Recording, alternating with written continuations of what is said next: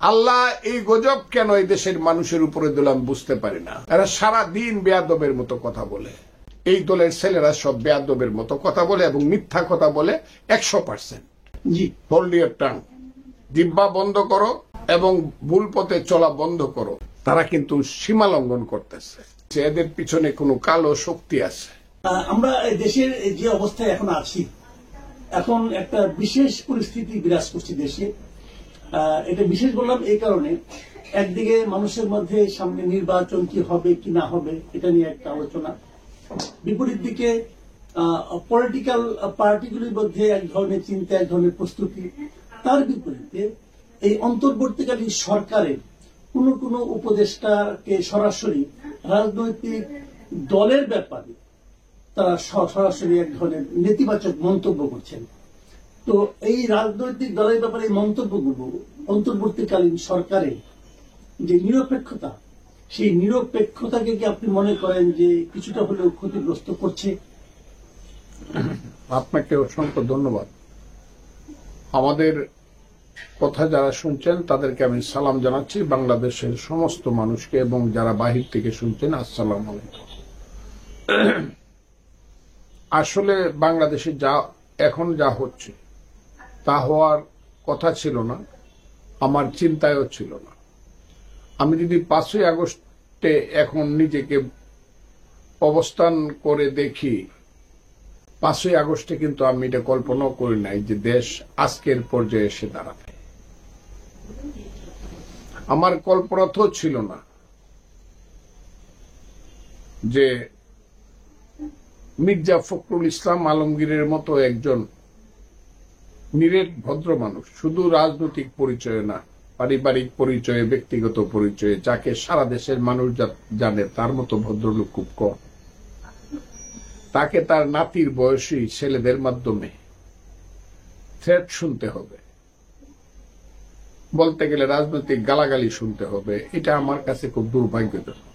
এমনকি আওয়ামী লীগের মতো ফ্যাসিস্ট ওবায়দুল কাদেরের মতো বেয়াদব একজন লোকও কিন্তু মির্জা ফখরুল ইসলাম আলমগীরকে এই ধরনের কথা বলে নাই, যা বর্তমান সরকারের 2জন উপদেষ্টা বললেন, যাদেরকে আমরা বলি আমাদের সন্তান, ছাত্রনেতা ছিল, তারা এখন এখানে মন্ত্রীর দায়িত্বে বসে আছে। মির্জা ফখরুল ইসলাম আলমগীর যে কথাটি বলেছেন, এটার মধ্যে দোষের কি? উনি বলেছেন যে যদি এই অন্তর্বর্তীকালীন সরকার, যেটা জনাব ইউনূস সাহেবের নেতৃত্বে আছে, এর মধ্যে ভিতরে থেকে যদি কেউ পলিটিক্স করে এবং সরকার থেকে যদি দল গঠন করতে চায়, যারা সেই দলের প্রতি, নতুন দলের প্রতি যাদের আনুগত্য থাকবে, যাদের পদ পদবি থাকবে, they must resign from the government. তা না হলে তো এটা নিরপেক্ষ সরকার, বা এটা তো নির্দলীয়, বা এটা ইন্টারিম গভর্নমেন্ট হলো না। কাজে আপনারা দল করেন, আপনাদেরকে বলছে, আবার আপনাদেরকে স্বাগত জানাই নতুন দলকে। আমাদের সন্তানরা দল করবে, ভালো দল হোক, কিন্তু দল করলে পরে কিংস পার্টি করতে পারবেন না, যে তলারটা খাবেন, উপরেরটা খাবেন, আবার নিচেরটা কুড়াবেন, এটা হবে না। এটাকে বলা হয় মুনাফিকি। এমনি 5ই আগস্টের ব্যাপারে এই সরকারের ইয়াং ছেলেপেলেরা মারাত্মক মুনাফিকি করেছে, এবং এটাকে আমি এখন বলি এটা বাটপারি করেছে দেশের মানুষের সাথে, প্রতারণা। 5ই আগস্টে তারা যে কথা বললে মানুষকে তাদের সঙ্গে নিছে, মানুষ হাজারে হাজারে জীবন দিছে, আহত হয়েছে, ছাত্র জনতা যে কারণে গেছে, যে কথার উপরে। আর এখন তারা যে কথা বলছে, যে আন্দোলনের প্রেক্ষাপটে তারা যা করতে চায়, যেমন তারা বলতেছে ইসলামিক ছাত্র শিবির ছিল ওই আন্দোলনের ব্যানগার্ড, যেমন তারা এখন বলতেছে যে বাংলাদেশের সংবিধান বা উত্তরসনে যেটা হলো এটা আমরা কবরে দেয়া দিব, যেমন তারা বাংলাদেশের সমস্ত, আগে বলছে শেখ মুজিবকে অপ্রাসঙ্গিক করে ফেলবো, এখন আবার নতুন করে বলতেছে জিয়াকেও আমরা রাখবো না, জিয়াবাদও আমরা চাই না। এই কথাগুলো যদি তারা আগে বলতো তাহলে দেখা যেত কত মানুষ সেই আন্দোলনে যায় এবং যাইতো কিনা। আমি যদি যাইতাম, আমি যে রিস্ক নিয়ে কাজ করেছি, আপনি যে রিস্ক নিয়ে কাজ করেছেন, আমরা তখন ভাবতাম কাজটা আমরা করব কিনা, আর গেলে এখন তাদের সাথেই থাকতাম। এটা আমার কাছে মনে হয় তারা বাংলাদেশের মানুষের প্রতারণা করছে। এটা বাংলাদেশের মানুষের সঙ্গে একটা প্রতারণা হয়েছে। যে মাসিন একটু থামাই আপনাকে, এই যে সর্বশেষ যে কথাটা বলা হচ্ছে যে ওদের একজন নেতা নাসিরুদ্দিন পাটোয়ারি তিনি বলছেন যে বাংলাদেশে মুজিববাদও চলবে না, জিয়াবাদও চলবে না। তা আমার প্রশ্ন হলো, মুজিববাদ কি কখনো এই প্রসঙ্গটা কি এসেছিল? সে বঙ্গবন্ধু কখনো মুজিববাদের কথা বলেছেন, অথবা ওনার সরকার কখনো মুজিববাদের কথা কি আনুষ্ঠানিকভাবে বলেছেন? অথবা জিয়াবাদ এই শব্দটা তো আমি জীবনে শুনেই নাই, আপনি কি কখনো শুনেছেন যে জিয়াবাদ বলতে কেউ? জিয়াবাদ বলতে আমি কালকেও কথাটা বলেছি, জিয়াবাদ বলে কোনো কথা আমি শুনি নাই। তবে মুজিববাদ কথাটা যেটা, এইটা মুক্তিযুদ্ধের সময় আমি যেহেতু মুজিব বাহিনী ট্রেনিং করেছি, বিএলএফ ট্রেনিং, আমরা দেরাদুনে বৈশা আমাদের নেতারা 4 নেতা ছিল আমাদের বিএলএফ এর। 1 ফজলুল হক মনি, 2 সিরাজুল আলম খান, 3 আব্দুর রাজ্জাক, 4 তুফাইল আহমদ। তাদেরকে নিয়ে সবাই সিদ্ধান্ত করলো যে বিএলএফ কইলে অনেকটা বুঝে যাচ্ছে না, সোজাভাবে এখন যুদ্ধের সময়টা বলতে হবে আমরা মুজিব বাহিনী। এই যে মুজিব বাহিনী নামটা আসছে 62 সন থেকে যে বিএলএফ গড়ে উঠলো, এইটাই মুক্তিযুদ্ধের সময় মুজিব বাহিনী হইল। মুজিববাদটা কি? মুজিববাদটা হইল যখন ছাত্রলীগ ভাগ হয়ে গেল, জাসদ ছাত্রলীগের ব্রিলিয়েন্ট লোকজন চলে গেল under the leadership of Sirajul Alam Khan, তার ছায়া এবং আসম আব্দুর রব শাহজাহান সিরাজের নেতৃত্বে ব্রিলিয়েন্ট ছেলেরা চলে গেল। তারা স্লোগান দিল শ্রেণী সংগ্রামকে ত্বরান্বিত করে বৈজ্ঞানিক সামাজিক বিপ্লবের মাধ্যমে বৈজ্ঞানিক সমাজতন্ত্র আমরা কায়েম করব। অত্যন্ত চমকপ্রদ একটা স্লোগান। এখন ওই স্লোগানটা তো নূরে আলম সিদ্দিকী যারা ছিল বা আব্দুল কুদ্দুস মাখন যারা ছিল, ওই স্লোগানটা তারা তো আর দিতে পারে না। কাজেই তারা সমাজতন্ত্রের স্লোগানটা না দিয়া বলল যে আমাদেরও সমাজতন্ত্র চাই, আমরা গণতন্ত্রের মাধ্যমে সমাজতন্ত্রে উন্নীত করব দেশকে। এইটার নাম দিল, প্রসেসটার নাম দিল মুজিববাদ। এটার পিছনে কিন্তু কোনো থিওরি বা থিসিস ছিল না। সরকারি স্বীকৃতি ছিল? হ্যাঁ, সরকারি না না তাও ছিল না, না তা ছিল না। কিন্তু ছেলেরা এটা, আমরা এটা বক্তৃতা করতাম বা ছেলেরা এটা ছাত্রলীগের। নাসিরুদ্দিন পাটোয়ারি যে মুজিববাদ এবং জিয়াবাদের বিরুদ্ধে ফাইট করতে চাচ্ছে, এটা কি প্রকৃতপক্ষে কোন আদর্শের বিরুদ্ধে ফাইট নাকি একটা ছায়ার বিরুদ্ধে লড়াই?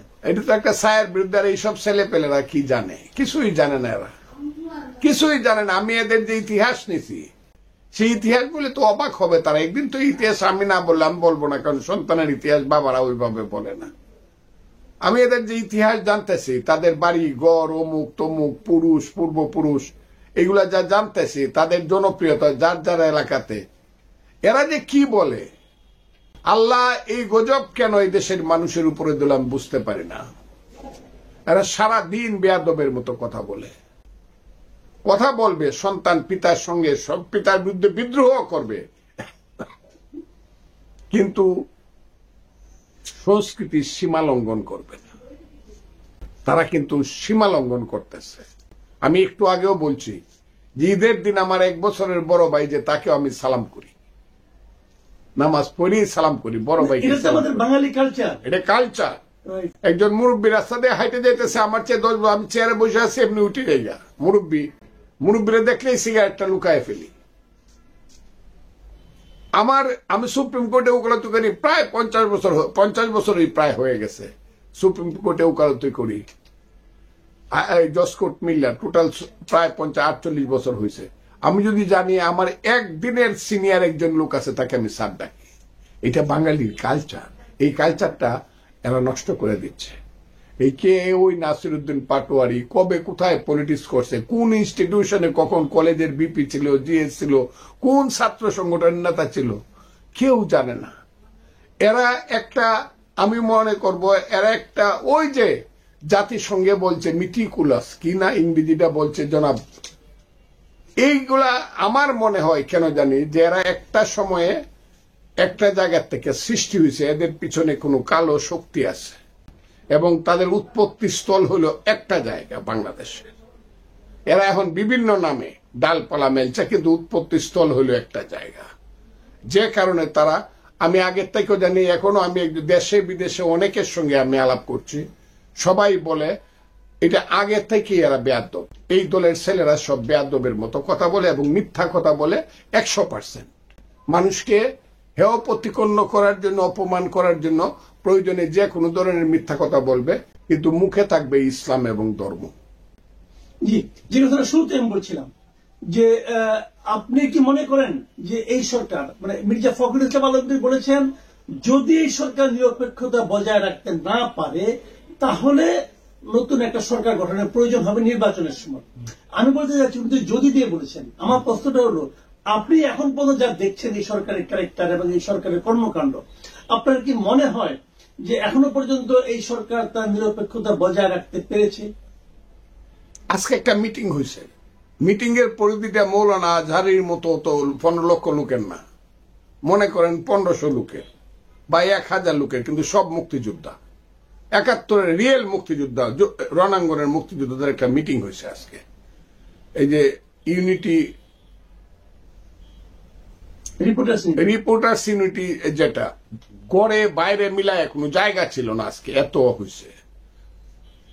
উপলক্ষটা ছিল জিয়াউর রহমানের জন্মদিনের ব্যাপার উপলক্ষ, কিন্তু বক্তৃতা করছে আমরা সব মুক্তিযোদ্ধারা, আমি, আব্দুল সালাম, সাদেক খান, উলফাত এবং বীর প্রতীক, বীর বিক্রম অনেকেই, এবং প্রধান অতিথি ছিলেন মেজর হাফিজ উদ্দিন আহমদ, বীর বিক্রম, উনিও বীর বিক্রম। আমরা সব একসাথে একমত, সারা বিএনপি এখন একমত, কোনো ডিফারেন্স নাই। একদিন বিএনপির মধ্যে দুদুল্যমানতা ছিল মুক্তিযুদ্ধ ইত্যাদি ইত্যাদি ছেলেদেরকে নিয়ে, কিন্তু এখন আমরা সবাই বুঝতে পারছি যে ফখরুল ইসলাম আলমগীরের মতো একজন ভদ্রলোককে যারা এই ধরনের শুধু ইলেকশন চাওয়ার অপরাধে, এবং যদি নিরপেক্ষ করতে হয় তাইলে যারা দল করে তাদেরকে পদত্যাগ করতে হবে, এইরকম একটা নির্দোষ কথা বলার অপরাধে যারা এমন অপমানজনক কথা বলতে পারে, আমরা এদেরকে আর বিশ্বাস করতে চাই না। আমরা তাদেরকে আজকে আমরা মুক্তিযোদ্ধাদের পক্ষ থেকে শেষ কথা বলে আসছি, হোল্ড ইউর টাং, জিহ্বা বন্ধ করো এবং ভুল পথে চলা বন্ধ করো, তাহলে তার পরিণতি ভোগ করতে হবে, জনগণ সেই জন্য প্রস্তুত হবে। আচ্ছা, আরেকটা প্রশ্ন আমি, আরেকজন উপদেষ্টা মাহফুজ আলম গতকালকে বলেছেন যে এই নির্বাচনে আওয়ামী লীগের নির্বাচনে অংশ নেওয়ার কোন সুযোগ নেই। এটা বলার পর তিনি আরেকটা জায়গায় বলেছেন এ দেশে কেবল বাংলাদেশ পন্থীরাই থাকবে এবং তারাই নির্বাচনে অংশ নেবেন। আমার প্রশ্ন হলো বাংলাদেশ পন্থী এই বিষয়টা বলতে আপনি কি বুঝেন? উনি কি বলেছেন উনি জানেন, আপনি কি বুঝেন ওনার মুখ থেকে উচ্চারিত হওয়ার পর? আমি এবং প্রশ্নের একটা সাপ্লিমেন্ট হলো উনি যাদেরকে বাংলাদেশ পন্থী বুঝিয়েছেন, কিন্তু তার চেয়েও বড় প্রশ্ন হলো কারা বাংলাদেশ পন্থী নয় বলে আপনি মনে করেন? আমি আপনাকে বলি, যারা মাহফুজ আলমকে আমি চিনি না, এদেরকেও চিনি না, অন্যদেরকে চিনি না, কাউকেই চিনি না আমি।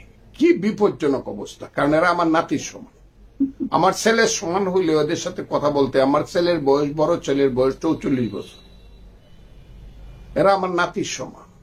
এবং এই ছেলেটি সম্পর্কে যখন ইউনূস সাহেব জাতিসংঘে পরিচয় করায় দিছে, সে হইল মাস্টার মাইন্ড। আমার কাছে মনে হইছে বাংলাদেশ এত ছোট, ওর মতো একটা ছেলে, চাল নাই চুলা নাই, আমি এটা দারিদ্রের দিক থেকে বলতেছি না, কিছুই নাই, যার কোনো ইতিহাস নাই, ভূগোল নাই, অতীত নাই, বর্তমান নাই, এরকম একটা ছেলেকে মাস্টার মান বানায়া, ওই যে বললাম সেই কালো শক্তি বাংলাদেশিরা যদি থাকে তো উনি তো থাকতে পারবে না। উনি যেভাবে কথা বলে, উনি তো আফগানপন্থী, উনি তো তালেবানপন্থী, উনি তো আইএস পন্থী, আমরা বুঝি তো। তো উনার তো যাওয়া উচিত অন্তত বাংলাদেশ, ইন্ডিয়া পার হয়ে অন্য কোনো দেশে। উনি আবার বাংলাদেশি থেকে স্থান দিবে কি দিবে না এটা কিন্তু দেখা যাবে।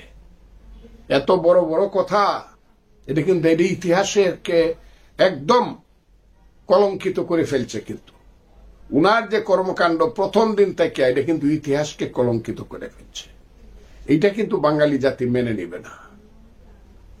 আজকে যত ঘটনাই ঘটুক, ঘটনা প্রেক্ষাপটে আজকে যাই ঘটুক, উনি যা করছে এবং করতে চাইতেছে, এইটা কোনোদিন বাঙালি জাতি কোনোদিন তালেবানের নেতৃত্ব মানবে না। এইটা শুরু হয়েছে। কাজে যে ছেলেটি এই কথাটা বলে, এখানে শুধু বাংলাদেশিরা থাকবে, দেখা যাবে বাংলাদেশিরই তো থাকবে। আপনি বাংলাদেশি কিনা এটা বুঝলেন, মানুষ আপনাকে কিভাবে চিহ্নিত করে আপনি যা করতেছেন, বা আপনারা কিছু লোক যা করতে চাচ্ছেন। অনেক ধন্যবাদ জনাব অ্যাডভোকেট ফজলুর রহমান। আপনি অনেক সিরিয়াস বিষয় নিয়ে খুব সহজ ভাষায় বললেন। আমি মনে করি আমাদের দর্শকরা এটা উপভোগ করবেন এবং এখান থেকে অনেক চিন্তার খোরাক পাবেন।